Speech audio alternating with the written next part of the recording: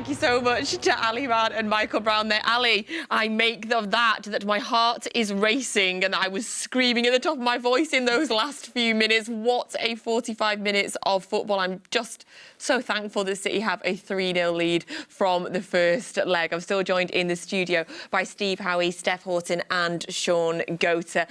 Oh, how are you all doing at home? Take a breath. We've got 15 minutes to sit and calm. That's how I'm taking it, Shaun. 15 minutes just to relax again, because, wow, that was pulsating from the first minute. Yes, it was. It was really good stuff. We need to get a monitor, heart rate monitor on you, I can tell you. I think it was all going according to plan. 30 minutes, I think we were talking about if we could weather the storm and what they throw at us for that first sort of 20 minutes. And I thought we were doing that, you know. I think it was really that last sort of 10 minutes. Thomas Tuchel's on his side. He's trying to ignite sort of the fans, even prepared to take cards and all that so that he can get the fans and keep them involved. And their players have responded to that in that last sort of 10 minutes, 12 minutes of the first half, because this is what it's going to take for them to sort of get into the game. And again, I think it was, listen, Pep will be happy with certainly the first 30, 32, 35 minutes of that first half, and he'll just be looking at that second half and say, we need to just have a little bit more composure, a little bit more calmness, because, again, yeah, even if they were to score one, you know, we're City, we have quality. Look around to your left and right, the quality that we have. So I think it's just a little bit of calmness that will be the talk. Yeah, it is a bit of a football cliche, Steph, but it does feel like half-time came at a good time there and we can recompose ourselves now.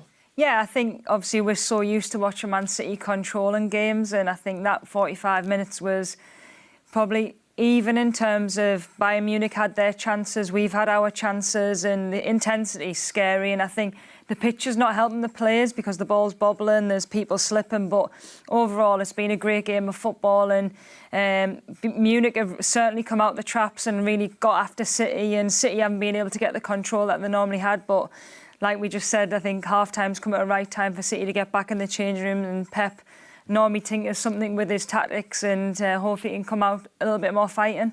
Yeah, we know from having FG out there as well that we've seen the rain. The rain's been pelting down in Munich all day. Perhaps that's adding to the slippiness of the pitch. There's been quite a few big incidents to talk about in that first half, Steve. Want to go first back to the red card that wasn't the red card. So Haaland is running through when he is fouled, and Upamecano is given the red card. But we have seen it now, and we do think he was offside. Yeah, he's offside, and obviously you've got to go back to the original kind of decision, or what would be the original decision. So obviously the linesman or the assistant, he's flagged. It would have been the correct decision if he was onside, because he was just clearly one-on-one on goal. But yeah, I mean, it has been a fantastic kind of first half to watch. I mean, I'm looking at it, as I said, we all thought that Bayern would come out the traps, which they have done. Would Bayern would they get chances? Yeah, they have done. Are they going to be on top for the vast majority? Yeah, they have done. But really, when you look at it, Man City's had the best chance, which is the penalty.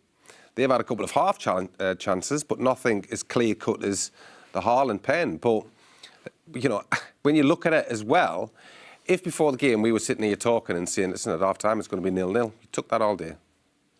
Yes, you're right. That's a good reminder for me. I completely agree.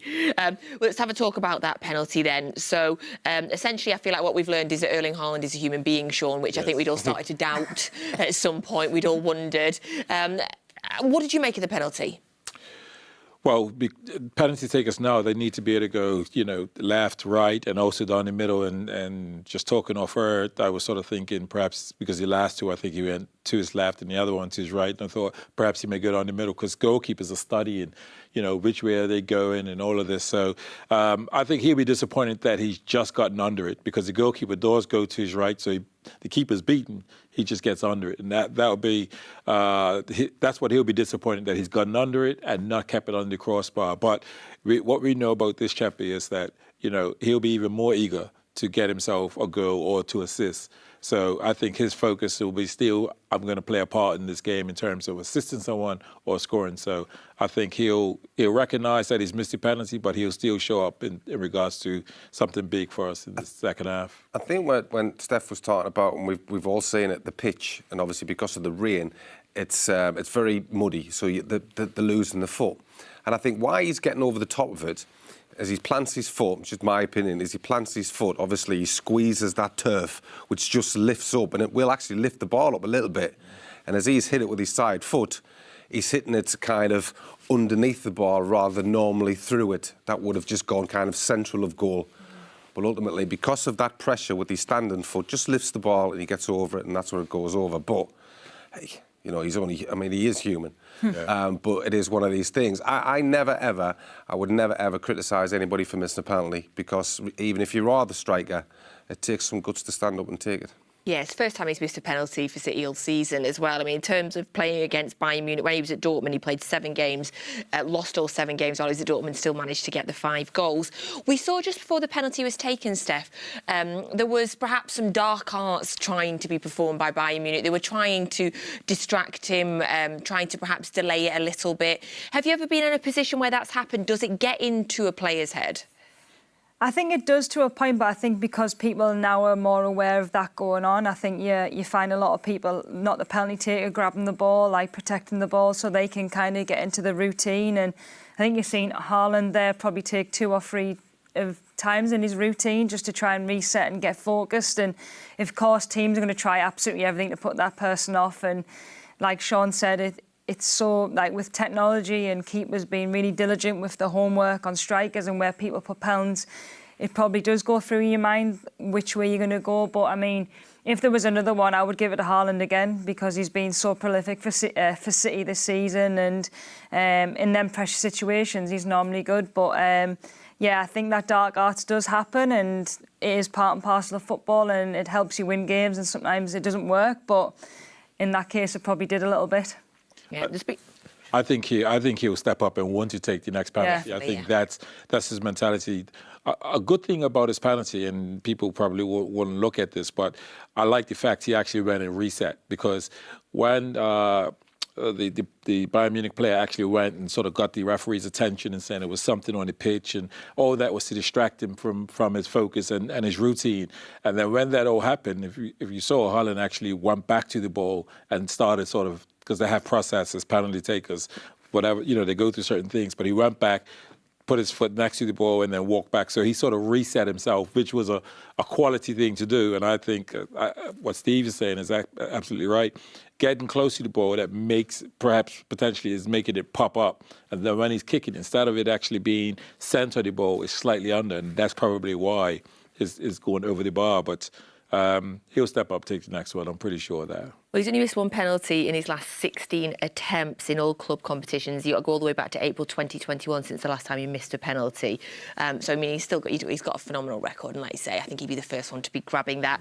In terms of other interesting things that have been happening in that first half, Steve, some battles that I thought were quite interesting. Quite liked seeing Bernardo Silva versus Cancelo. Few nutmegs in there from Bernardo Silva. I think he was probably winning that battle in the first half.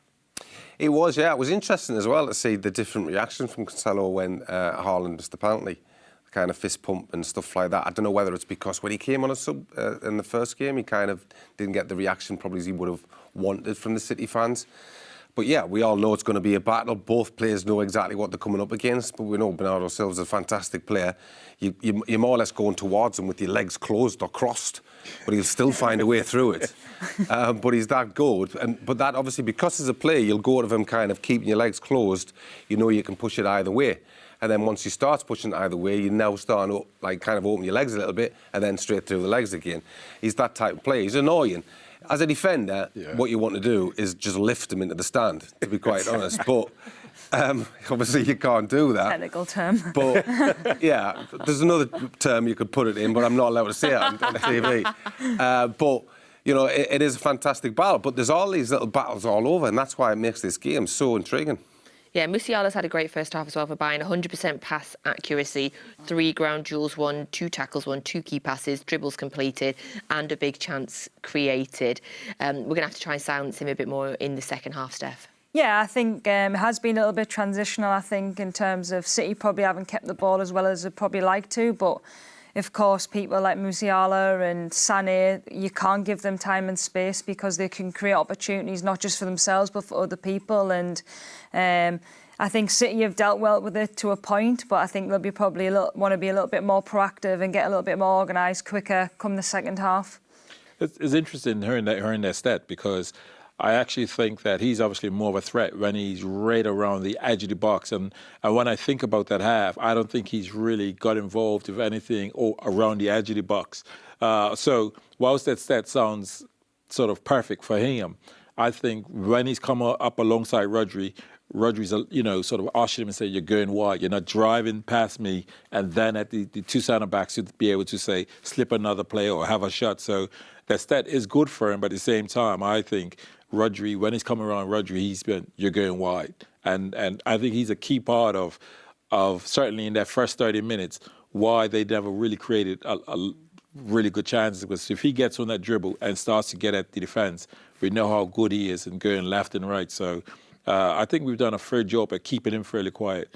Cancelo as well. Cancelo's not been able to pop up in that area where we could see him playing, like, even though there's a fullback pop up in that number 10 position. Son has been the one that, for me, has been really trying and has been the biggest threat, I think. Yeah, Sane had a couple of good chances in that first half. We'll be trying very much to keep him quiet in the second half as well. Now, I just want to take this chance to tell you about a huge game that's happening this weekend as well. On Saturday, the action kicks off with a top-of-the-table clash in the Under-18s Premier League North against Sunderland. Ben Wilkinson's side hold a 1-point advantage over the second-placed Black Cats, with a victory sealing the northern section for City, while defeat would give the visitors the advantage with one game left to play. You can watch the full game on City Plus and Recast. Kickoff is at 1 o'clock. We really are at the business end of the season. All of our teams fighting away. So best of luck there to the Under-18s. Back to this game tonight, though. In the second half, Steph, what are you hoping to see? What do we need to do? I think more of the same. I think they'll come out, and I think City will probably be a bit more energised, and I think they'll be aware of Bayern Munich's threats. But I think if we approach what we've done over the last 90 minutes and the 45 minutes of this game, I think, for me, City's quality will shine through. And I think if we can up that tempo a little bit and that intensity, I think there'll be no match for Bayern Munich. Are you worried about their bench at all? Can you see Mane coming on, Steve? I can see him coming on, yeah. I think Thomas Tuchel, who looks to be very annoying on the side, it has to be said from my point of view.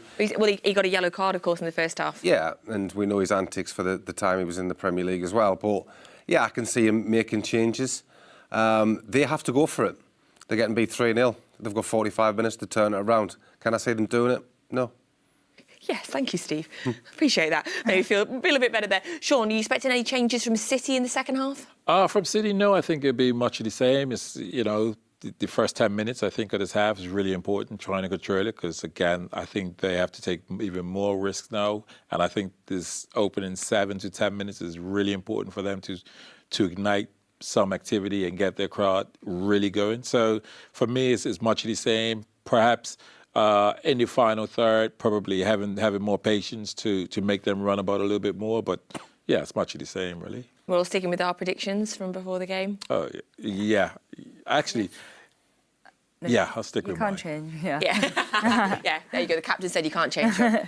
Thank you, Steph, Shaun, Steve. Thank you all for joining us for half-time on Matchday Live. We'll, of course, be back at full-time, where hopefully we will be celebrating Manchester City reaching the semi-final of the Champions League once again. A huge 45 minutes of football coming up. And don't forget, get your commentary now for the game with Alistair Mann and Michael Brown. You'll get that on the City app, on City Plus and Recast. We'll be back with you in 45 long minutes.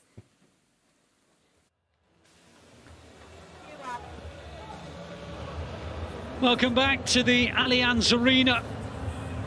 It's been a dramatic opening 45 minutes, but City still have that 3-0 lead intact. 59% possession for the home side, 10 attempts to 4 on target to 0, 2 corners